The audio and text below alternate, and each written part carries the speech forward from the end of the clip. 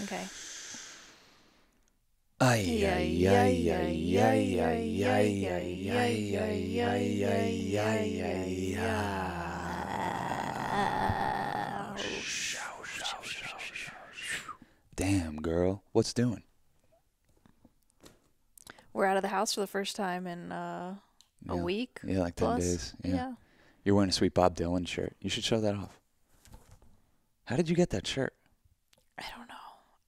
I think I was like on this little kick of like 1988 because I got this 1988 Grateful Dead shirt the year I was born, and then somehow this one came across my thing, and I was like, how could I not have it? Yeah, I yeah. buy way too many T-shirts, but I love them and I wear them. So, And you actually listen to Bob Dylan. and I love Bob Dylan. I So, think if I saw you out in the wild and I didn't know you with that shirt on, I'd be like, get the fuck out well, of everyone here. listens to Bob Dylan whether they know it or not. Ooh, that's true. So, That's true. Do you think there's a bigger icon than him? the Ramones.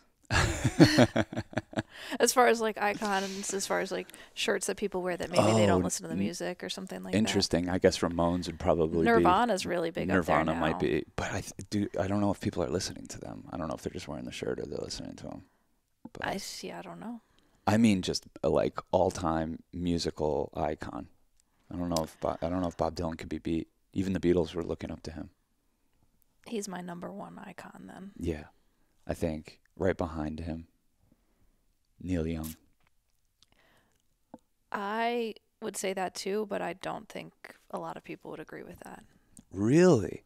In terms of the number two, like, I mean, Like individual solo artist icon, I mean maybe it would be Neil Young. yeah, I think so. Okay, fine. I You can think, have that one too. yeah, I would put him up there. And the list goes on, man. The list goes on. But we're just trying to catch our breath here for a second, right? Yes. Jesus Christ. Our life's been crazy. Crazy. Yeah, we were out on the road making wild magic, and when was that? When did we, I Came guess home last Saturday. yeah, we came home last like Friday or Saturday or something. I think Saturday. And like 2 Saturdays ago. Yeah, and on Sunday Or we Friday, we yeah. recorded a couple podcasts, and those are cool. But I believe on one of them, I think the one that's on Patreon, which is a cool episode, patreon.com/churchofchill. There's lots of bonus episodes on there. We get a little bit more personal. Yeah. But I was complaining about, like, I was like, oh, we went on a 3-week road trip. We came home, and my dad appears to have dementia now. Yeah. Like, I didn't even know how to wrap my head around it. I was kind of like angry. You're like, you motherfucker. I'm like, you motherfucker, you just fucking, we go away for 3 weeks and you just let the narrative go? Like, what's going on? Like, my mom just has this list of things of like, he woke up at 5 in the morning and started getting dressed and saying he had to go to a doctor's appointment on this day. And then the next day he did the same thing, just like really, really confused, but like still using words and like, alert. So you're kind of like, what the hell? It's not drug induced, which my family's dealt with a lot. Yeah. Because can you tell. were like, maybe he's on something. I was like, I don't know, Sean. I feel like No, as it'd soon be as she started different. reading this list to me, I was like, well, have you asked him what he's on? Like Yeah. what he's sneaking around taking behind our backs? Yeah. And my mom's like, it doesn't feel like that. And I was just like, okay, I can't deal with this right now. Like I just like I'm just like, life is just moving so fucking fast right now. Just like it just feels in a gear that's just like completely unsustainable for my nervous system in particular. Yeah. So I'm like my mom, like we're walking in the door, we're literally unpacking the car from this crazy trip where we just basically lived out of our car for 3 weeks. And my mom's like, yeah, Dad doesn't know what the hell's going on. And I'm like, well, where is he now? He's out getting pizza. Like he was gone for like an hour and a half, So I'm like, I don't know what's going on with this guy, but I think it's like it's time to like figure out what the hell's going on or whatever. Take his keys. I don't know what to do. So my mom has to go to my niece's recital down in the city last Sunday, whenever this happened. Mm-hmm. And we were like, cool, we'll keep an eye on Katie and I guess my dad for the first half of the day, but then we were supposed to go on a hike at 5:00. So my mom's like, go. And they were sleeping, and I also like I knew he was confused, but I didn't think he was that confused. Like I don't think I realized. You didn't have a confused interaction with him yet. No, so I like left him some instructions. Like I wrote up on big letters, like, all Yeah. right, here's your dinner. And I put the dinner out for both of them and like was like, Katie doesn't eat her meds till 8 p.m., you Yeah. know? Just making things very clear in case he was confused, even though you hadn't seen him confused. Anyway, we go on this hike.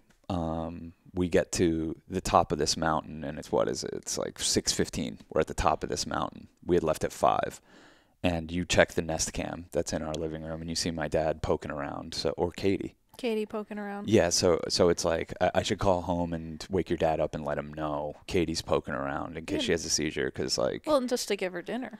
Yeah, but also like she just falls every day. Every single day, whether or not she's had a seizure, she falls every day, because if the seizures don't take her down, the medicine does, because she just catches this like 2-hour period where she's toxic and wobbly, but also somehow energized and like needs to move around. I don't know what the hell's going on. So we call home, and you're talking to, I'm just hiking with Laura and Natalie, and I hear you talking to my dad, and like I don't know what that conversation was, but you seemed concerned. He was like, I gotta get Caitlin dressed to go to the recital and I was like, no, you don't. You don't, like that's definitely not. And then he's like, oh, to the christening, you know. And I was like, no, you don't. You definitely don't. And so all of a sudden I realized like, okay, he's very, very confused. Like extremely confused, but also motivated to go do something. Like alert. I was like, you don't drive. Yeah. So Cass says don't drive. The second I hear her saying don't drive, I'm like, give me the phone. I get on the phone with him. He's thinking it's 8 a.m. on Monday. It's 6:20 on Sunday night. So I'm like, what the hell? So I'm just like, I'm thinking like maybe he's just like sleepwalking or doesn't know what he's saying. And I don't know. I just keep talking to him and keep reiterating, it's Sunday, it's 6:20. Don't do anything. Do not drive anywhere. And then it dawns on me, don't give Katie medicine, because you could overdose her right now, because it's not time for the medicine. It's a very fucking precarious thing to begin with. We really shouldn't have left. It's like No, I know. As we're telling this story, it seems insane. Like, it seems insane, but thinking? like literally my dad never drops the ball on this shit. Even when he is fucking around with drugs and shit, he never drops the ball on like making sure Katie's safe, fed, medicated. Well, it doesn't even make sense that he would be as confused as he is. Because even if you get dementia, it's like, okay, you get a little confused and you don't know what's happening when you first wake up. And then you got to like, okay, it just didn't make sense that he couldn't hear what you said and then absorb it and hold on to it. Like he was. Yeah. And he was getting mad at me on the phone. He's like, I got everyone coming at me. And I'm like, no one's coming at you. No one's even home. Katie's in bed. You're just like no one's coming at you. He's like, I got to be at the christening. Your mom's going to kill me. I said, there's no christening. There's nothing. Well, that was yesterday. It doesn't even, it was just like, you don't know what's going on. And I'm just like, don't medicate Katie. Don't do anything. We'll be right home. We're at the top of a mountain that's like 20 minutes from home too. So your mom needed our help for one day, and we're like, all right, we'll bounce out a little bit. And it's like, because I have the Nest camera and I left very clear instructions. I was like, it's going to be okay. It was like our last innocent moment of the way things used to be. Of like, cool, all right, Katie's taken care of, Dad, you're here, let's go. You know, like that was the way things used to be until now. And then so you just start booking it down the mountain, and I'm telling Laura and Natalie, I'm like, Cass just isn't used to this. Like, this isn't a book down the mountain type of situation. We just we'll just get down there. And then I'm like, wait a second, this could be bad. And I just start running. We just run down this mountain, get in the car. We fucking fly home on the craziest road around here. It's like this winding road that they call the Goat's Path. We're like, get down. We pull into the driveway. You just go running upstairs. Because my big thing is I'm worried that he gave her medication. Yeah. Like, that's my big fear. That we just double dosed her on medication. That she got her medication like a few hours early. Yeah, whatever. This is a crazy story, we know. Is this too much? No, whatever. I don't give a fuck. I mean, this is what our life is right now. Yeah. So you go running upstairs, and I'm like a few steps behind you, and you just come, Sean, get your ass up here, and I'm like, what? I don't even know what you could be, and you were like, I don't know what you said. Like, I don't know if I said anything. You said, get your ass up here, and you were like, your dad's on the kitchen floor, and I was like, I just screamed, is he alive? And you were like, yeah, and like I go over, and he's like, he's laying there, and he's like, I don't know. I didn't fall. I slowly went down. I'm just resting. And he could barely get up. He was incoherent. And I was like, how long you been down here? He's like, a few minutes, I think 5 minutes. And my sister Katie's sitting there on the couch just like, well, yeah, Dad's on the floor. And I'm like, this is bizarre. So I pick him up, I put him on the couch, I lay him down. He's like completely has like no breath, completely short of breath, and doesn't know what's going on. So I make him a big cup. The first thing you need to know about my dad is he smokes 2 packs of Marlboro Reds a day, drinks 6 cups of coffee at least, and never drinks water, never. So the first thing I do is I get some magnesium, I put it in the water, I mix him up a thing, I get a couple things of water down in his system, and he's just like not coming back, and it like starts dawning on me like, why is he out of breath? You know what I mean? Like what could have even happened? I mean, on the ride home, I was like, we started chanting the Hare Krishna chant because I was like, I don't know, I think we need to clear some karma. I really fucked up by leaving. Like, I shouldn't have left. Like, we need to you know. Who knows? Yeah, I mean, you were like, oh, the Hare Krishna chant didn't help us. I'm like, who knows what it helped us from? Yeah. Like, it might have kept him in the game. You know? Well, so the way I've become straight with myself about this, like what feels like really dropping the ball on my end, is that if we were home and taking care of everything, he would never have gone to. I wouldn't have walked in on him lying on the kitchen floor. And then therefore had to call 911. Yeah, and I think that it all worked out for a reason. I gotta trust that. Yeah, the dramatic scene of walking in and seeing Jack like lied out on the kitchen floor, like he was like, thank God he was alive. Yeah, and stuff, I know. Thank God he was alive. That would have just been holy shit. It was bad. It was really bad. Yeah. So we get him onto the couch, and you called 911, and I'm like, I'm such an underreactor when it comes to that stuff because I've seen tens of thousands of seizures that anyone else would call 911 for, but like it's like, no, we don't need Katie in a hospital having these seizures. Like, she's gonna get through them. I didn't just call 911. I took texted your mom and Megan. I called Pete, who's a state trooper, my brother-in-law, and I took his oxygen, and his oxygen was 77 when it should be like in the 90s. And your mom was like, take him to the ER, and I was like, well, I don't think we can get him to the ER. So, and then Megan said call the ambulance, and I was like, so I just did. It's not like I have such an aversion to that because you feel like you can't afford it. Yeah, I'm like, but they have a health who can insurance. Afford this? Like, what is this going to do to our family? like all that stuff. But it also just didn't seem like it was at that place. And by the time the ambulance got there, I was like, oh, definitely. Like, and I was just like worried sick. I was like, I don't know if I'm ever going to see my dad again. Let alone if I see him again, I don't know if he's ever going to have a coherent thought again. And yeah. It's just so sad to see somebody lose their mind, like, and just be and he's just in a state of confusion and anxiety. And thankfully, as far as we know right now, it was just him having untreated and undiagnosed pneumonia, even though he had been going to the hospital and seeing a pulmonologist. Yeah. And he had a fucking doctor's appointment with a pulmonologist like 3 days before this, and the guy was like, whatever, just get out of here. This guy had fucking pneumonia, like bad pneumonia, smoking on top of it, and apparently so he got to the emergency room. They get him on oxygen. He was in the emergency room for like 2 or 3 days while they were figuring out what this is. But once they got him on oxygen and cleared his lungs or whatever, he came back. He was with it. Yeah, It was a buildup of carbon dioxide because he couldn't breathe out. So he just had like a CO2 buildup in his lungs. And you looked this up, and found out that's a common symptom of pneumonia for old heads. Well, being confused. Yeah. And my friend Natalie, who's in the medical field, she was like, it could be a UTI, because like any sort of infection can disrupt your mind in that way. Yeah, I mean, my grandma went into the hospital, same hospital my dad went into, for like a bloody nose, and was never the same again. Crazy. So what? It was just never coherent again. What did they think? Her she had a stroke sodium or levels something? dropped to some like unheard of number, and it wasn't a stroke or anything. She just just the dementia just came out. She lived many years like that. It was really sad, but that was the huge relief. Was that okay? This is pneumonia. That was a symptom of pneumonia. They got him on the antibiotics, but they got him like coherent again and Right. sharp. And right now he's got different masses and stuff that they're testing, and it's taking forever to get to make sure it's not cancer and stuff. So we're obviously hoping for good news It'll about be everything. a miracle if he gets out of this and it was just pneumonia.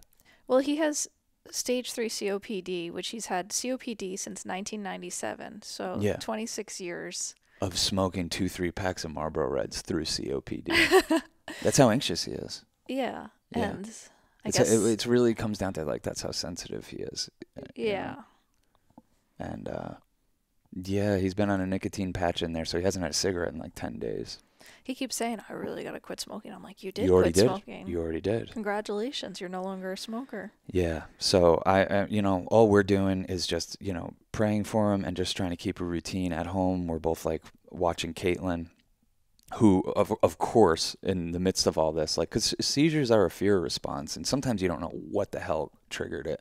But with this it was very clear like Katie's going to go through this. It's like an emotional slingshot. It just gets pulled back and back and back and back, and eventually she can't pull it back anymore. It just gets released into a seizure. And so, yeah, dealing with seizures that night, all night, didn't sleep. Next day, all night, seizures, didn't sleep again. Like, so, you know how I am. I barely ever fucking don't get 8 hours of sleep. I'm a mess if I'm not getting my sleep. So I've just been an emotional mess. We're just trying to keep my dad healthy and his spirits high by visiting him a lot and bringing him good food. And I'm sneaking shiitake and reishi mushrooms into the hospital, and because they cure pneumonia and they help lungs. Yeah. So I just sneak them into a smoothie because they wouldn't even let it. Like the doctors would be like, no, over that. I'm bringing vitamin D and B in there. They don't give them that. I want to sneak some zinc in there. It's like the obvious shit that your body needs, like the clear cut, just here's what you need. They don't give a fuck about that in the hospital. His pee looks like golden brown. And I'm like, how is this in a hospital? How is this possible? So we just sat with him and make him drink 1 million cups of water. And then his pee's crystal clear now. I'm proud of that. Yeah. But yeah, we've just been in caretaker mode, and I feel like a horrible caretaker because you got Caitlin walking around with a black eye from falling out of bed, and like there's nothing you can do. You just like it just happens. These things happen, but it just feels like everything's fallen down, literally. Yeah, and like you just start to like it feels like everything's falling down, and you're like patching the dam with your and then the fridge starts leaking. The fridge was leaking, so all of a sudden there's just our bathroom is leaking. I'm like, what the hell is going on? everything left and right just like falling apart at the seams seemingly. And you're just like, good Lord almighty, how much can I take? And then I realized like my parents have been living like this forever. No, sometimes you're like having a hard time and I'm like, stop it. Your parents are having such a harder time. Yeah, but they're used to it. They've acclimated their bodies to it, and they've also made choices that made their life like this. Yeah, and what I try to explain to them, I'm like, I made choices to make my life the opposite of the chaos I was raised in. But you always knew you'd be coming home to chaos. Like, we always knew that there would be a time, and we were hoping it'd be later than this, where we would be needed more at home. Yeah. And so, hey, if that was our window of time, like what I would think of, it's like those 18 years of my life, pretty much. That was a pretty good window of time to party down and and we're gonna need art. to figure it out. We're still artists and we're still filmmakers, and like, there are people who, Katie does have like support in the sense of like the state is helpful with like making sure that someone can get paid to be there for her. Yeah. So yeah, but it sounds good. But it's hard, to have a stranger come into your house. Epilepsy. And like deal with Katie, who is like particular and. Yeah. Yeah. Epilepsy. And scary when it happens. Insane. There's no amount of money you could pay somebody where it'd be like, yeah, this will compensate you for all the shit you're going to go through. Like there's just no amount. Like it almost needs to be a family member or somebody that deeply cares about Katie's well-being and survival. Totally. Ideally it always is, but yeah.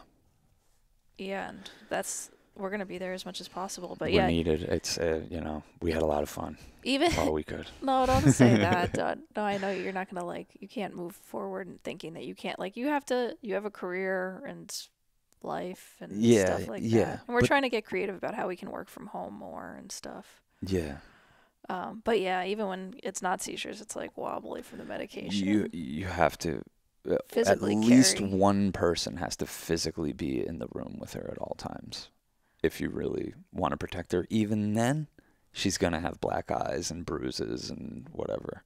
So yeah, we're just trying to make it so we don't have two family members in the hospital right now, but we're right there edging on that shit right now every day. My mom's on the phone with Katie's doctors and they're like, she should be in the hospital right now. And it's like, whoa, man. Whoa. Just puts everything into perspective instantly. All the shit that I was fucking bitching and moaning about out on the road, you know? Yeah. I mean, that was just more like, fuck, man. Yeah, that was very petty compared to like the real, like when it's like I'm watching my dad in the hospital, I'm seeing Katie react to it, and she was crying. Good Lord, my heart can barely handle it. Yeah, it's a lot. Went over to my friends like the one time I've gotten out this week. I went and had dinner with my girlfriends and I just walked in and just started bawling. And I was like, "Oh, I guess just holding it together is like you're gonna crumble at some point and you just try to find the places where it's like, okay." Yeah, that's a good way of putting it. Cuz I talked to my dad and love my dad, but he always wants to make me feel better and he's like, "Well, at least you're not in the Ukraine." And I'm like, "Yes. Yes, I do agree to that." But I did wake up to like violent seizures and needing to shower Katie because she was puking on herself. Like, it's very immediate and very intense, and it's like can be a. I'm not complaining. Like I love our life. I love Yeah, Caitlin. I love being there for your family. I love being of service. Like it's not. I'm not by any means feeling like a victim of anything. But sometimes when life is just like operating at an intensity where you kind of like have to be strong and hold it together and just okay do the next thing and okay now this is happening and and th- this too. and this too. It just like builds up and then you just have like a moment where you find a safe space and you just break down for a minute and you're like, okay, I'm cool now. Yeah, And yeah, that's what I want you to have because I feel like that's what you're missing is like that world in which you just like I feel like you're teetering on the edge more because you don't necessarily have like the big cathartic release. And so you're always like a little more high strung and like intensified by what's going on because, you're always in it and your nervous system is like always yeah. on guard. Yeah, it's weird. Like usually, when my family's like in crisis like this, which we've been in many times, I'm good. Like I'm graceful. Like I'm like sharp and solid. Yeah. And I feel neither one of those things right now. So I mean, I'll gain it. I'll get back there, but yeah, it's partly because of that. Like, I don't like. There's nowhere to go. There's no time to go there, even if there was somewhere to go, and there's no one for me to talk to. So like, sometimes you see me like whiling out in front of my mom. I'm like, this kind of is my person to do this with right now, and she's better at handling it than you think. No, she handled you guys wild out on each other yesterday and then it was like uh, there was a lot of grace given because we were just back to normal like a couple hours later. Yeah, I was like, "Are yeah. you gonna go smooth things out with your mom?" And I was just like, "We're okay." Smooth things out. She screamed at me my whole life. Like, we've never, you smooth things out by just like moving on. That's the way it's been with her. With other people, I'm more like, hey, I'm really sorry. I don't want to be like, and I am like that with my mom. Yeah, totally. But yeah, this got the best of me a little bit. I'm at a low point right now, and it's okay. Yeah. Yeah, like I can vibe in the low point, and still get some laughs. I guess I don't know. Well, I think what you were saying is you're just like, I'm so frustrated because anytime I have a moment to myself, I just need to medicate, rather than to like have a creative thought. And I think that's where you're just, Yeah, I realized the spaciousness that I created for myself that led to like us running around making films and getting paid to do it. I realize now, and like I guess I kind of took it for granted then. Just I created a lot of spaciousness in my life where I would just make money quickly, and like everyone else that I worked with was making they were getting paid the same thing, but I was like, cool, that's enough. I'm gonna take my time now And it was in those times that I would conceive the projects and figure out how to do them and be able to execute them quickly and efficiently. What seems to me though is like life won't really shift until you accept Yeah, where it's I know. at. And so it's like kind of like it's I think of that time that, we were the first girl we ever dated. We had a really hard time with my mom because it was like even dramatic for us getting to that place of being in a throuple or whatever. And so like my mom like wasn't accepting the situation because you know, Yeah. she just wasn't able to do it. And then like she finally came to accept the situation where she's like, I really like her and I love you guys together and this is awesome. We're like, oh, she left us. And the next day I had to call her like, all right, thanks for the acceptance, Mom, but like She's like, oh no. she's gone now. She left. But she was actually really cool. Yeah. We're like, we know. It's okay. Yeah, she's like, now I have to mourn this. And I'm like, I know, I'm sorry. But it just feel like, when there's like this resistance to things, even like with my mom, she has this guinea pig or had this guinea pig, Helix, the sweetest, rest in peace, R.I.P. Helix. Helix. I love him so much. I know. I loved him, whatever. But she like had gone through this phase of like maybe someone else could give him a good home because it's a lot of work, to have a guinea pig and he's very needy and needs his cage cleaned and my mom's older and it's just a lot to do all the things and she's like maybe he would find a better family and I'm like he's never going to find a better family because you feed him like organic microgreens. He eats better than us. Yeah. But that was kind of, and so sadly, he passed away recently. And after my mom accepted the situation, like, actually, I do want to care for him for the rest of his life. Yeah. And I think she's really sad that he passed. And it's like, it's interesting, this caretaking thing when you care for like a guinea pig, because you go and you try to make him happy with like his favorite thing is sunflower sprouts. So sometimes you'll think he wants like a red pepper and then he doesn't want the red pepper and then you're just like playing this game of like how can I make you happy and then you finally make him happy and it just you feel so good about it. Yeah. And there's so much personality and him looking at you and chewing his cage like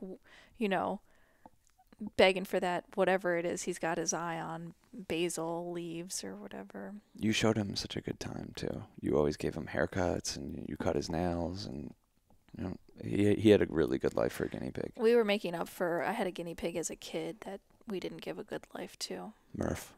R.I.P. Murph. R.I.P. Murph. We were bad about cutting his toenails and that was a shame. And we were bad about I guess guinea pigs like to be like hidden, so they need like an enclosure. I don't know. I was just like a little kid. I didn't know how to care. My parents were working and stuff, so I don't know. All these pets, they do need a lot of care. I don't know why I'm getting on a tangent about that. We're in caretaking mode right now, and I'm feeling a little bitter about it. I think that's what the last week is. It's just like it just bubbles up, like just clinging to my old life of chasing my dream and really that being the primary focus and knowing like, yeah, I'm going to have to take care of the family at some point, but right now they're taking care of me and I'm allowed to chase my dream because of them. And then all of a sudden it just switched in one day. It just switched and we're like, whoa, this is what it's like. This is fucking intense. Oh, like we're really needed. And it's and I think it's scary to you because of how much we're needed. And like I'm trying to make you calm by telling you that like, that there's ways to get other people that can support your family when we're like go on a 2-week film trip or whatever, that's possible. There are people who have devoted their lives to caring for people and who could do it really well. But yeah, I think there is something about, you're getting mad at the dog. You're waking up and you're like, I just don't even want to take care of a dog right now. I just feel like I feel like I purposely designed my life in a way where I don't have a dog or kids or like shit to fucking worry about. Like I have to worry about myself and my creativity and nurture that. And now I'm like, oh, from the second I open my eyes, that there's something I have to do. And that it just kills me a little bit, but it won't forever. Well, yeah, because I think right now I'll be good at it. You're scared about the forever. You're anticipating like, oh no, like you're having the resistance of like, wait, I don't want this to be my forever. Like, yeah, and so you're just a little, I think, daunted by the task at hand. And I think as soon as we accept really what's going on. Like, we've seen it where Katie doesn't have seizures for like a month or one seizure a month, you know. Yeah. It's a dance with the medications, but there's ways that she does get leveled out and that your dad gets back to a base and, you know, maybe needs more help around the house, but isn't like needing to be visited in the hospital, you know. Yeah. It might be time to finally make a film about my family. You know, if we're stuck there and really having to like log hours every day taking care of people, we might have to be like, all right, we're going to get some interviews going. Let's start telling our family story finally. Maybe. I I don't like know. that I just idea. don't know how else to come up with ideas if I just don't have any like spaciousness, you know, just like, oh, there's nothing, I don't have to think about anything. And that's when I come up with the films we're going to go make. Well, I think when you're an artist and you do realize you just like you're gonna make art with whatever's in front of you. So if this is what's in front of you right now, Mm-hmm. you know, your family does have like a very rich story and also just like a big daily experience of what it's like to Yeah. be them. Yeah. And it's like epilepsy is extremely isolating just because if you haven't been around an epileptic for any amount of time, you would say stuff like, well, at least you're not in Ukraine. Like, I would rather be there than have an epileptic sister. This is insane. If we just had to move to Ukraine and Caitlin wouldn't have seizures anymore, I would do it. Like, it's fucking chaos. It is fight or flight mode always, you know. It's just constant. Every little sound triggers you. You just, you have PTSD, and it just gets worse with every seizure. And you know, it's I think just people really can't understand, and it's so isolating like that. I think, you know. I guess we're gonna have to learn how to use the camera. Yeah. Oh yeah. That should be no problem at all. Yeah, we've been watching some stuff though. I mean, that's the thing. Like you're saying, like my free time, I'm like medicating. You know, I'm like, okay, whew, all right, finally we're like off the clock a little bit. It seems like everyone is like I'm still winding watching down. on the Nest camera. Yeah, you have a Nest Cam up on your phone, and you're mainly watching that, and then like looking up at a screen every now and then and paying attention to whatever we're watching. Yeah. But we saw this fucked up documentary called Shiny Happy People about the Duggar family. I don't know if people remember them. What was the name of their show? 19 and Counting or something like that? They had like 17 and counting, 18 and Yeah, they counting. had all these kids. It was just like this extremist religious Christian family that just had so many kids and just kept having kids. And there's a fucked up documentary out there about them that, I mean, I don't even know if I can recommend it. It's just like, it's twisted. Well, yeah, we watched a minute, probably 48 seconds of the Jared Subway one, Oh my and gosh. it was like so intense, so fast that we're like, all right, no way, we can't do Yeah, I this was one. like, oh, they made a documentary about the Jared from Subway guy. Of course, it's 3 parts. Like, you're like, Yeah, okay, but you're that's like, stupid. But it's I was inter- like, I mean, I don't know this story or how they caught this guy or what happened. and it was like a very dramatic fall from grace, which those Yeah, stories can be very entertaining. yeah, exactly. So we click on it and like literally 48 seconds and I'm like, I can't do this. Like, it's just like, just Yeah, intense, you know. Just yeah, hey, I could do it. Maybe ease me into this a little bit, you know. But yeah. they stack it right at the front. It's just like fucking just the most intense, disgusting shit you've ever heard. Like just in a montage. And I'm just like they're not they're not being mindful of my senses here. I'm not gonna Well, watch this. they want to get people by Yeah. saying like he was interested in 7-year-olds, and we were like, okay, I'm just like, ugh, all right, okay. we'll get out of this one. Yeah. Let's 'Cause throw in the Duggars instead. It's the same premise. it's like the same premise, but it was like a little less, I think, like trying to be titillating, Yeah. tantalizing, or whatever. Yeah. Even Uh, the title, like that's fucked up. Shiny Happy People. That's an REM song. mm-hmm. Yeah. If I was REM, I'd be so mad. Be like, you're just gonna take the name of one of our songs and make it a fucking thing about a pedophile cult with it?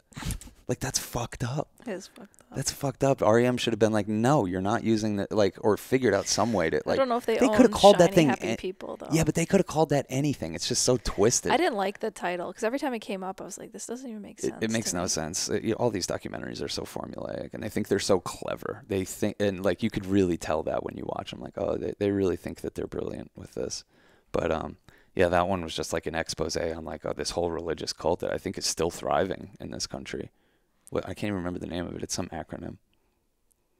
Oh, ULBP or something? Yeah, I don't know. I don't know. Who It's all knows? about like homeschooling your kids and having as many kids as your body could possibly allow for. Yeah, and they do this. It's interesting because it's this one guy, and he kind of created this system of like umbrellas of authority. So it's the top is God, and then it's like husband, or maybe it's like a religious leader or something. Yeah. And then it's husband, and then the wife falls under the umbrella of the husband, and then the kids fall under the umbrella of the mom.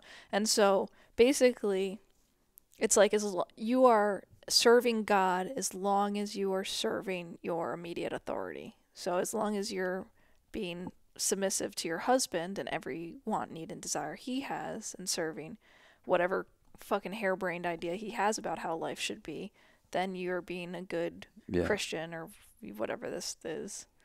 I mean, which is interesting. Yeah, well, it's simple. And It's I think very that's why a simple. lot of people get swept up in it, because it's just a very simple way to just whittle down what the human experience is. It's just like, hey, you serve this authority. Don't even think about it. This is who your boss is. Just do good by that thing. Which makes sense to me in a way, because in a lot of ways, like, I'm like, as long as Sean's happy, I'm good.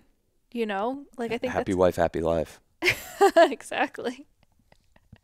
So you could see how it could happen, Yeah. and then how it makes sense when you're like, okay, I just need to make this one person happy. But when you're in a twisted culture of these crazy genders, because then there's like all the women are pretty much mercies, which their role is to like take the burden and take the pain, and then the men are like, for the most part, the prophets. Mm-hmm. And so you're And providers. supposed to follow their lead. I don't know how anyone makes money in this thing. No. I think just by maybe going on reality television shows and stuff. Well, before they were on reality TV, they were living in like a 2-bedroom, 1-bathroom thing with like 15, 16 kids. When they said that, I was like, damn. Yeah, you thought you had it rough? How many people for one bathroom? What the hell? What kind of system? What's the system here? You know? And we get in trouble with just one bathroom. with two between people. 2 people. Yeah.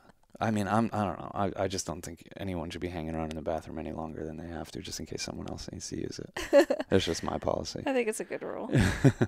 But yeah, we watched.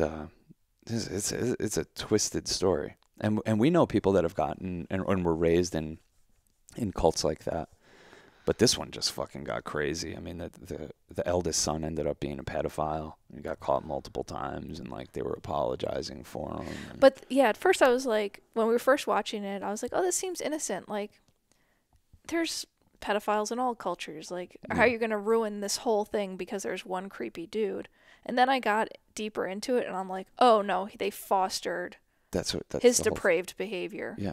And I mean, yeah, I don't think everyone in this culture is like a creepy pedophile or whatever, but he's the worst of the worst. But they really do set it up in a way of, like, their education is like, don't think about your sister's boobs. Yeah. What a weird thing to put in a kid's head. And then it's all about being covered up, but then it's about authority. And then the oldest boy obviously had the most authority. They just create a minefield of taboos that, you know, eventually turn into fetishes and and then basically depraved behavior. The girls his sisters that he abused, they had to carry the weight of the abuse and then and say, oh, it wasn't that big of a deal. Yeah, god damn. It wasn't that big of a deal, you know, and of course it was. And they just, like, in order to keep their family making money and not ostracized, they had to be the forefront leaders of sweeping this thing under the rug. And then because they canceled 19 and Counting or whatever, the spin-off show was they were like, all right, I'm sure the execs are like, all right, how do we spin this? It's like, all right, well, let's give the two abuse survivors Their own show. their own show. So then they get locked into a contract that they never Never saw a dime off of it. They because had to broadcast their whole lives and be on these shows, and they just never saw any of the money. The dad made all the money. Yeah, the dad made all the money. Yeah, it's a really fucked up story. But, you know, hey, what was it, the Learning Channel, TLC? They milked that cash cow as much as they can. They knew about all this stuff. They just milk it. They don't give a shit. You can't trust all these people that they throw on TV and they say, here's the ideal. Look at how fucking awesome they are. It's like, oh, yeah, what got me is like, because you're like, everyone watches this and they're like, oh my God, these kids are so well behaved. mm-hmm. Like, that's the whole thing. Oh, and this is also how you set people up to get abused, because you're just supposed to do whatever your authority says. And behave, and you pretty much don't know anything outside of those lines. And the reason for that is they have this blanket training that they do where they put the baby on it. So if you want to abuse your kids to be well behaved, here's how you do it. I'm joking, Let's obviously. do it. You put your kid on the blanket. This is how the mom did it in the Duggars. You put your baby on a blanket, and then you bring something that the baby really wants, like at the edge of the blanket. And then you just, every time they go for it, you hit them. Wow. And you just keep hitting them until they don't want it anymore, until they don't go for it anymore. So basically, I don't know, I guess the psychology of that is just listen to your mother or you'll get hit. And even if you, like, want something different, it's like it's such a intense way to train that they don't really even have to be abusive, like like if you hit your baby in that way as a baby, you almost don't have. It's like breaking a horse. You almost don't have to hit them ever again. All you have to do is like do that, you know. Or not even that. Just like they're so trained. I don't even know if I'm explaining it right. It's so fucked up, but they're so trained that what they desire, they might get hurt for, so they don't go for it, or that they have to listen to mom. I don't know, it just like steals the spirit. You could see it. You could see it in their eyes. Yeah, maybe they, are good kids and play by all the rules, but that's maybe not what makes up a good kid, and maybe that's not what makes up a good society. Maybe kids are meant to break rules, and maybe kids are meant to bring things further, and maybe kids are supposed to explore things and make mistakes and learn from them. I was reading a Reddit thread yesterday. It was, what's your biggest sexual regret? And by far, most of them, the vast majority of them were people saying, oh man, I had like a religious upbringing and I just didn't explore my sexuality. And like now I'm in my 40s and like I'm not as desirable as I used to be and I don't have all those hang-ups. And I think back to all the times I just didn't act on what I wanted to do, or had an obvious opportunity and didn't know what to do or how to handle it, or, shunned people because of my religious upbringing. So many people saying that their sexual regrets were actually not having any sexual regrets.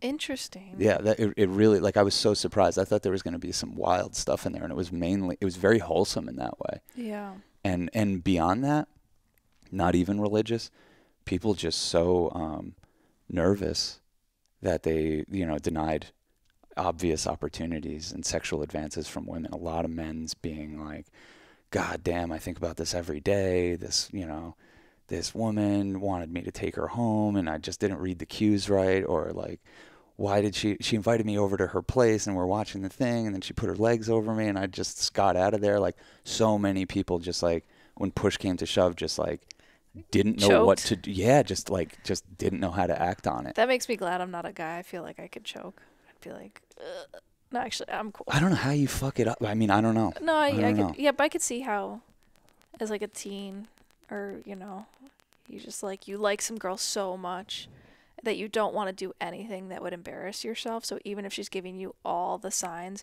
the story you have in your head is they don't like me. Yeah. So if your story is like, there's no way they could like me, so you have like no confidence that even when they give you clear You signs, can't even see him. you can't see them, but the story you have is so much louder. Mm. Of like, she would think I'm disgusting and doesn't want to touch me. I don't know. I'm just Yeah, guessing. I think you're right on the money, because that was the response to a lot of those comments, was people like breaking it down psychologically, and it's just it's crazy. It's crazy to me. Those would not be my regrets. Would not be not doing things. I've never really, Yeah, I was gonna ask you what your biggest sexual regret is. I don't know. I'm thinking of trying to think of mine, and I can't think of Yeah, mine. I don't know. Yeah, I don't really have a lot of regrets in general. I don't think I like. It's just not my way of going through life. You know? Yeah, I think the things I did are the things I did, and they made me who I am. Especially the regretful things, especially those things. But yeah, I'm glad that I've the opportunities I have had, I've for the most part cashed in on them. You've shown up. Not just sexually, but like opportunities. I'm very good at recognizing like, here's an opportunity. Yeah, you're not I mean, I could just from even playing darts, I choke, you don't. You get extra pressure, and I do better. You do better. Yeah. Yeah. I struggle more in the regular season. Like, why are we even doing this? Like, what is it? And you're like, come on, you got to win. And I'm like, oh, okay. Yeah, I could do that. And once I have like that, like. Yeah, you're clutch. You're like the kind of guy you want on your team, because you're like, you'll do it when it's time. Yeah. Yeah. Me, I'm like, oh, everything's so loud. I'm going to, yeah. break.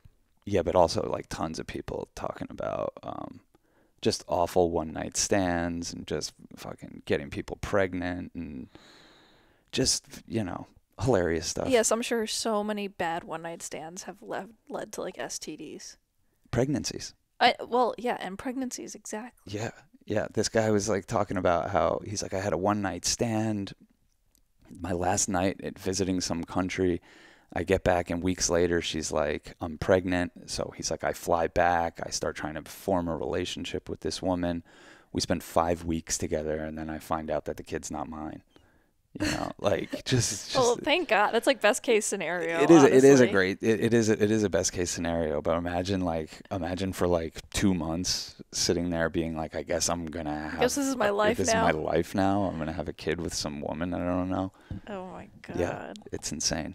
There was another good thread I read, and I can't remember it now, but something along those lines. I'm always curious. I'm always curious to take a sample from those things. Like, what's your biggest sexual regret? I'm like, I click on that. I'm like, I have no idea what anyone could be saying in here. Yeah. And then to see a glaring pattern, it says something. I don't really know what, but. This sounds creepy, but my mom always said, like, she's like, you're young, you should have fun, and like, you shouldn't be exploring your sexuality and stuff. It's not creepy. I don't think that's creepy at all. She was just like, kind of like, I guess that's like wisdom. She's like, this was with my first boyfriend. She's like, this is good. Like, you have a boyfriend, you're on birth control. Like, you should explore your sexuality and stuff. Yeah, figure out what you like. Like, because I think when things are so wrought with shame, yeah, it's hard to do one of the most enjoyable things that this life has to offer. Yeah, exactly. Yeah, and it has been so wrought with shame from so many angles. So if you have a parent who can set you on the straight and narrow and be like, no, have fun, enjoy your young, sexy body while you have it. Yeah, she's telling me this at like 18, so it's not that creepy. Yeah, I remember, like, I wasn't raised religious or anything, but I always thought, like, when I would touch myself at a young age, that Jesus was watching or somebody was watching. I mean, he was, and they were. But they loved it. Yeah, I don't think they hate it. I think it's just like, they're like, oh, that's just Cass doing what Cass does. Yeah, okay, good. Yeah, it's totally fine. Yeah. Yeah. Oh man, there was another thing about that thread I wanted to say. Damn. I can't remember. I'm too much of a stoner. Yeah. Oh, yeah. Oh, this is what I wanted to say. A big thing that the women were saying was that a big regret of theirs is not expressing what they like sooner in their relationship, and wasting a lot of time in relationships that weren't sexually satisfying to them. And then just seeing, like, just all the women talk about, how they fake orgasms, and then women are responding being like, fake orgasm? Why even bother? My guy doesn't even fucking care. I don't even have to bother with that shit. He just does his thing and doesn't care about my end of things. And just a lot of people being like, I just wish I was more expressive about what I liked. And part of being expressive about what you like is figuring out what you like by trial and error. Yeah. Well, I'm sure that's very hard because you're always scared that the person won't meet you there, or that'll be intimidating or something like that. Yeah. So I don't know. You could see how that could happen easily. The best thing that ever happened to my sexuality was having a girlfriend from 16 to 23. Like, taught me about sex and was just very good communicator. You know Kathleen. Mm-hmm.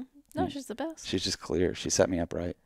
No, and I wasn't a good communicator. I just was like, oh, orgasms are something I take care of alone. That's kind of how I kind of was working through it.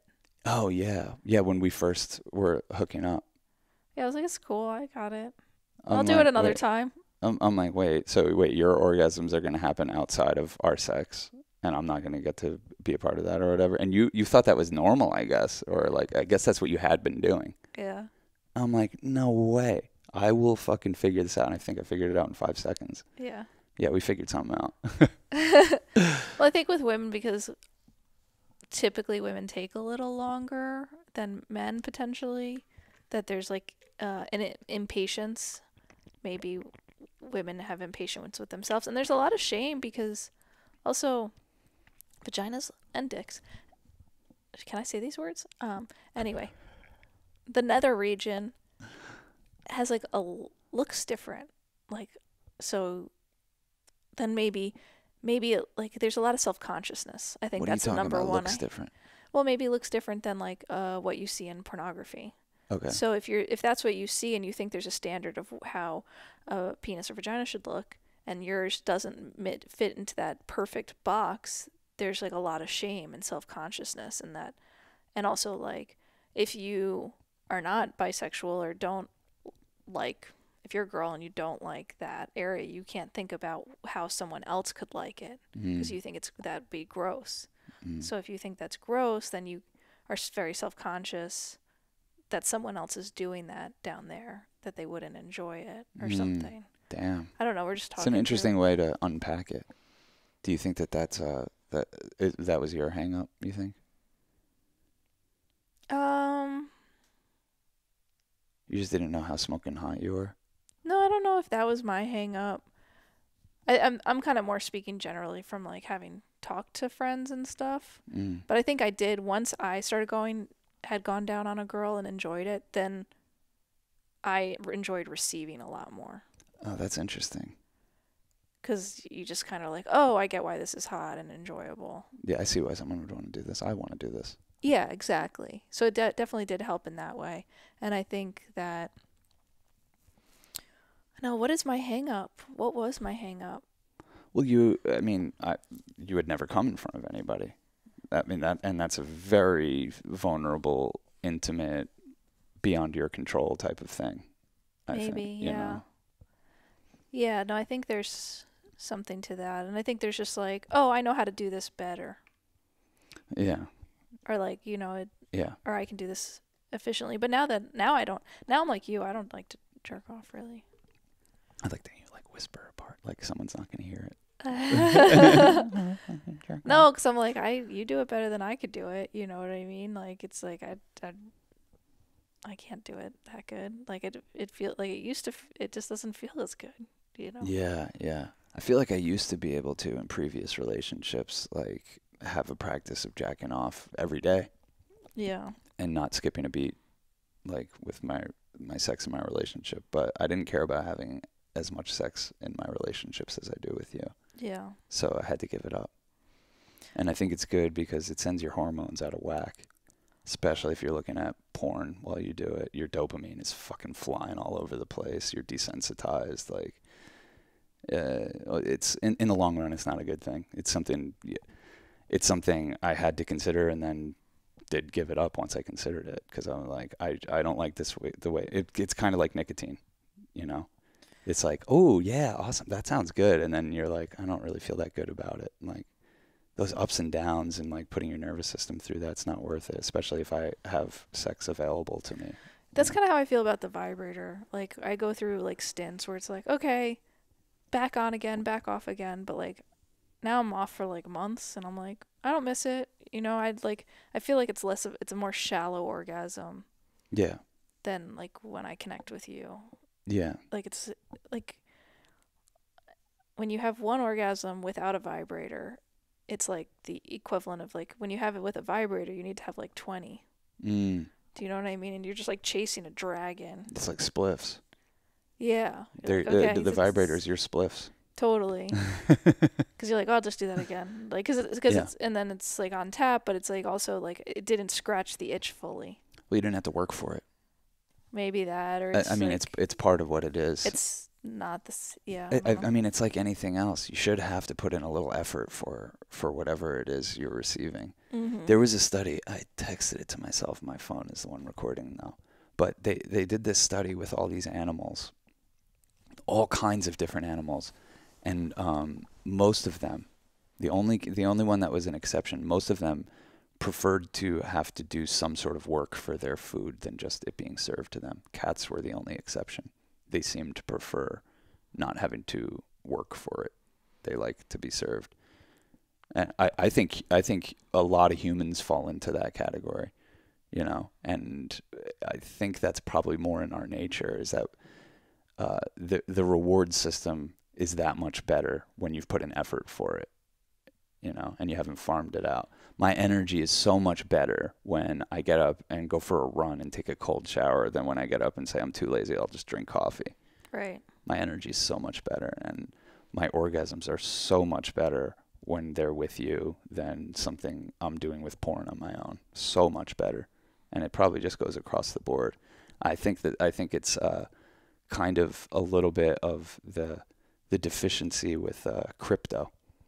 You know, I think people that want to make a living out of that, I think that the one thing that they're not really fully taking into account is like how they got that money. And, you know, I don't know. I just don't think you could feel great about it. I think that's why gambling addicts keep gambling, because it's not like you feel great. You're like, it's the vibrator of life, like gambling. Yeah. You know, because you're like, okay, it's with the higher stakes, I guess. Yeah. Maybe not, but there is something like that where you're just like, okay, this is.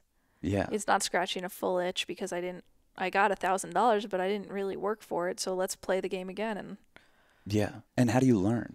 It's like when people get their stomach stapled and they lose weight, and then they gain it all back and eat right through the fucking thing. It's because they didn't put in the hard work and discipline that it took to get there, and they didn't form any new habits along the way, and they didn't like do that very human journey. Yeah, no, it's been interesting. You said this the other day, like Katie's always been treated as a patient by your parents. Yeah. And like my goal is to help, like your parents want me to help teach her life skills and stuff. And I'm starting to get in the habit, like as long as she's, you know, not in the midst of seizures or over medicated or whatever happens, like to be like, "Oh, Katie, can you bring me your plate?" You know? Yeah. Like saying little things like that. And I think you saying like working for something is rewarding helps me not feel weird about that. Cause not that I did feel weird about it, but I think I try. It's like not easy always, but like to be like, hey, Katie, you want to help me set the table? And sometimes I get her to do it. Sometimes not so much. Yeah, but you just got to keep trying. Yeah. You know, and keep explaining to her, but because she will get more out of life feeling like she's a contributor. Yeah. She will get a lot more out of life. That's what I'm thinking. Just a lot more happiness. I think that's all we're any of us are doing down here. When it really comes down to it, is mining for joy in this crazy fucking jungle of life. We're just mining for joy and figuring out like, okay, here's the circumstances. How do I get joy out of this?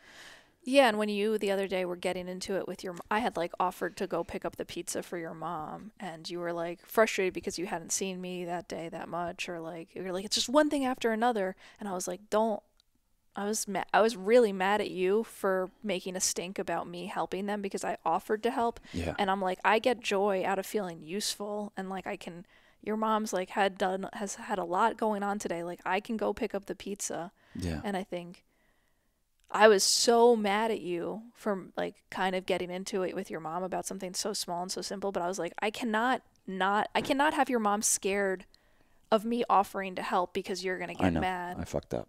Okay, thanks. No, I know that. I talked to her about it. Okay, you did. I said, Mom, I'm sorry I said that. You just got to understand, like, Cass and I were on the road for 3 weeks and we came right back into chaos in this house and we haven't connected with each other in a month. Like a real, like, just like, here we are. Wow, we're being ourselves. We're not just like, okay, what do we have to do next? And then, just like having a laugh and chilling. Like, I just felt like, hey, I'm useless unless I can connect with Cass. Like, I have zero motivation to do anything. I just need to know what's going on with my girl. And I took it back and I said, I'm apologetic. Yeah, I just don't want you to be like such a force of like scary. I don't want your mom to be so scared of you that I can't be helpful because she'll be like, no, Sean will get mad. Like, I can't, like, that steals so much from me. She raised me.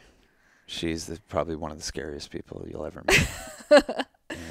No, I know. You guys, you, Megan, and your mom are all pretty tough. I don't know why. I don't know why. You're always like, Megan's so scary. My mom's so scary. And I'm like, dude, you're scary too, Like, I feel like I'm scary because I'll just say the real uncomfortable thing. Like, yeah, that everybody's dancing around. I'm like, that shouldn't be scary that somebody's like, hey, yeah, but Dad's not going to get better in a hospital. They love that he's in there. They're going to keep him there forever. That's where people go to die. He's not getting better there. You know what I mean? Yeah, totally. But the fact that I'll say that and stand by it, like, I become an intimidating person. Well, no, sometimes I think you can see that sometimes you have a dark narrative going on in your head and you are very, like, saying your dark narrative and acting as if your dark narrative is truth. And that can be scary, because you'll want everyone as scared as you are, Yeah. So, like, you're a very compelling and convincing person. And for some reason, only when I'm being negative. Like, I spend the majority of my life trying to crack jokes and trying to get everyone into the Church of Chill vibe. And I'm here with you, babe. No, I know. And a lot of people are. I know. I'm talking about within the household, that's what my life is right now. I'm not socializing. I haven't seen anybody else. Like, we were making this movie, which is a blast, and we're going to get back to it, hopefully. And then we've just been doing this, so. Yeah. Yeah. Sorry if this is a raw-ass transmission. I don't even know. I'm like, should we put this out? We're just, like, fucking going in and through. Should we? You don't want to put this out? No, we can put it out. I'm just, like, I just feel like we're, like, bleh. Like, oh, my gosh. Everyone, and I know. What are we going to do? Fucking do what all other people do and pretend we know something? Pretend, yeah, I guess so. Pretend we're doing great. Fucking do the same thing that all social media does, which is make people feel less than because you're doing so great. It's like, we're not doing great. We're struggling right now. Here's why. We're going to do better. I'm adjusting. It'll be fine. It will be okay. I think you're doing pretty good, all things considered. Yeah. I've just had a couple outbursts, a couple of regrettable outbursts, but they're making me a better person.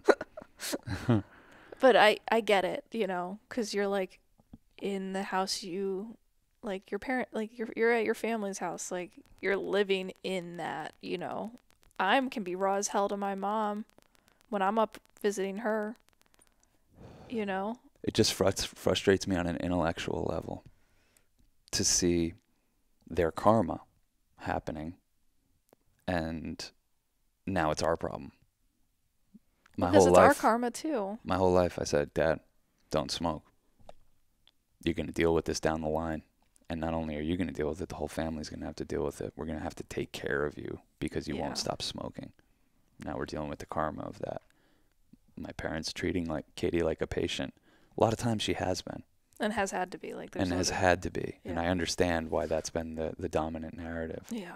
But you see, it's somebody who now acts like a patient. Very hard to get her to do anything. Yeah. Very hard. And, they've just never done anything to curb the chaos in the house. And there's just blasting TVs all the time and yelling and screaming and short fuses and lack of patience and compassion. And all that is shit that you have to cultivate throughout your life. And my whole adult life, I've been saying, y'all better start fucking cultivating some new tools, because this American chaos, blast the TVs, just fucking forge ahead, don't deal with anything, don't apologize, don't be nice. Like, it fucking comes around, and now it's coming around, and it's like my dad's laying there miserable in a hospital because he smoked. That's it. Yeah. Your dad's the same age as my dad. He's crisp and clear. Yeah. He didn't smoke. I mean, I guess he did, but not like my dad. He stopped smoking when I was born, I Yeah. guess, or maybe before that. So Yeah, my mom stopped smoking when I was born. yeah. She doesn't struggle with that. So, yeah, I don't know. I'm just, it's so frustrating. I don't know. Seeing him getting poked and prodded and not able to sleep, it's like, in this life, you want to do every favor for yourself that you can to stay out of a hospital, and that for us means, You can't trust the hospitals here. well, you can't trust the hospitals here, but It's profit motive has poisoned the well. On try to eat everything. good, try to be healthy, try not to, if you try to get off whatever nicotine vape you're on. I see everyone's on that. Yeah, yeah, Like, I went over to Charlene and, well, your aunts, and yeah. they're talking about how, we do this thing, and I'm like, no, you guys do that? I mean, everyone does it, and I know it's hard because it's so delicious, all these flavors and stuff, but Yeah. one of them has like lung disease, and she can't get off the nicotine vape, and I'm like, Jesus Christ. Yeah. It's a very powerful chemical because it helps you cope with the Yeah. insanity.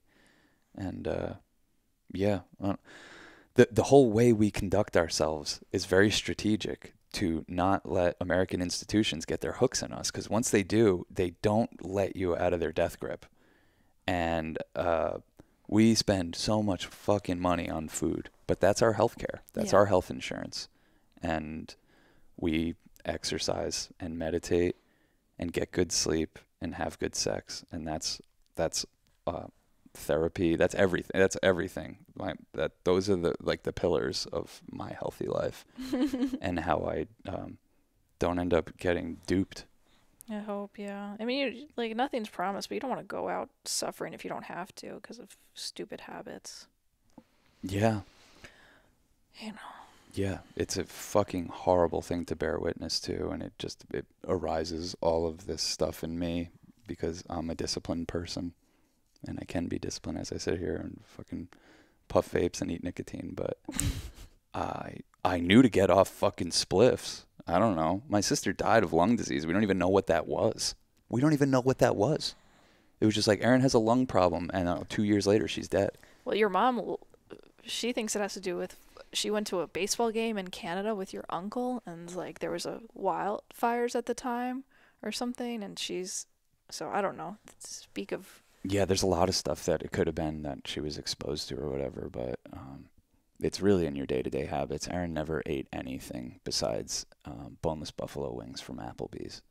And when I bring that up as a factor in her health and happiness, my parents get so mad. So I just can't even. Well, there's no point. She's gone. You know what I mean? It's. I say this all the time about relitigating her death, which is what we have to do all the time, because I don't know, we're still in that denial phase about it, at least as a family. And I'm like, hey, I've accepted it, and I've accepted, hey, Erin didn't live the healthiest life, and her body really needed to be very healthy. And I don't know if there's anything that we could have done to prevent her from dying, but I know that what we can do to prevent ourselves from ending up in that type of situation is, like I said, eat right, sleep right, meditate, good sex, just keep the energy moving, exercise. Keep your body happy through exercise. Yeah, totally. Yeah. Then you can mine for joy and not get caught up and fucking derailed from your mission here. Mm-hmm. So that's what I'm trying to get back to. Yeah. No, it's easy to get a little lost, but I think gratitude and, I mean, just being grateful that we can be home right now, and that this is all working out for us to be home and be able to be helpful and stuff, so. And not to echo your dad, but a lot of people do have it a lot worse. Oh, yeah, totally. Yeah, I don't even mind that he said that. I, totally appreciate he's, Well, it's a defense mechanism. He's like, oh, I can't think about this, Yeah, no, I know. And it's fine. He's walking his own tightrope. You always got to count your blessings, and I definitely do. And I am very grateful, and life is real as fuck, and it's interesting that we of course, I trust everyone is as balanced as everyone else in some ways. Like, the balance is coming for us. But, like, Mhm. we have this, like, wild, like, we're probably some of the most wild and free people. Yeah. So, When that's fucked with slightly, I'm like, what the fuck? I know. But right now, we're, like, feel like some of the most constricted people because we literally need to be watching someone we love 24/7. Yeah. And so going to the hospital and stuff. So, like, our world went from, like, oh, we could be anywhere, do anything. We don't even have to decide where we're going, what city we're going to next, to, like, coming home and being like, You're okay, here. we have to go to the hospital in the morning, and then we have to watch Caitlin, and then we have to, like, your mom goes to the hospital and make sure Dinner ready. Then, then by the time dinner's done and everyone's settled, Caitlin's toxic on her nightly medication, so she can't walk. And there's 2 hours where she's trying to walk around and she's falling all over the place. And then once that's all done, just start again.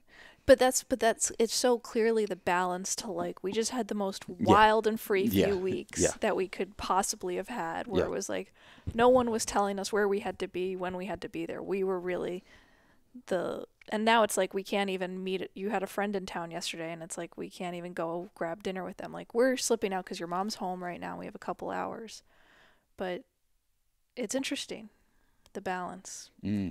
Yeah. Can't even judge it. Can't even hate it. Just like, okay, cool. Yeah. Cool. Yeah. Thanks for doing this with me. I hope it was okay. Thanks for suggesting this. I think we need to do this. It's very easy to get in the doom and gloom and say, wait, I don't care about doing a transmission. Well, I hope it was okay. I don't know. I think all our transmissions are all the same and all very different in some ways. So yeah. I don't know what this one was. I feel like we were just, like, unloading. So if you made it this far, thanks for hanging with us. Thanks for hearing what we're up to. We have a Discord where you can share what you're up to. We have a support. That's how we make friends. Yeah, and we want to make more friends, and there's more friends in there that want to make friends. So share whatever's going on with you. I know we're not the only ones going through a tough portal right now. Yeah, share what's going on with you. It's good for us to hear this stuff. It's good for you to get it off your chest. Leave it in a comment or get on the Discord. You get on the Discord through patreon.com/churchofchill. Now would be a great time in our life if you've been on the fence about supporting us to show your support. We could really use it to stay motivated. Yeah. Cool. Yeah, we'll be back at it. Patreon.com/churchofchill. Tons of bonus podcasts there. The Church of Chill radio show. Yes. Just discover the music that will change your life. Chill out with us. Yeah. And Boys Club. That's mine and Joey's secret podcast.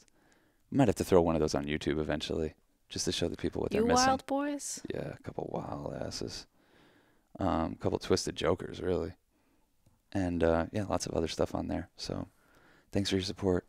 Thanks for being there for us through this time. Yeah, no, everyone's shown mad love, and I really appreciate it. And we'll be coming to you with some wild adventures soon enough, I'm sure. Oh, yeah, we're going to be back out on the road in 2 weeks, and God knows who we'll be meeting. If there's somebody you think we should meet, drop it in a comment or send us a little DM or something. It's truly appreciated to have some leads. Cool. Anything else? No. Cool. Peace, love, and magic, y'all.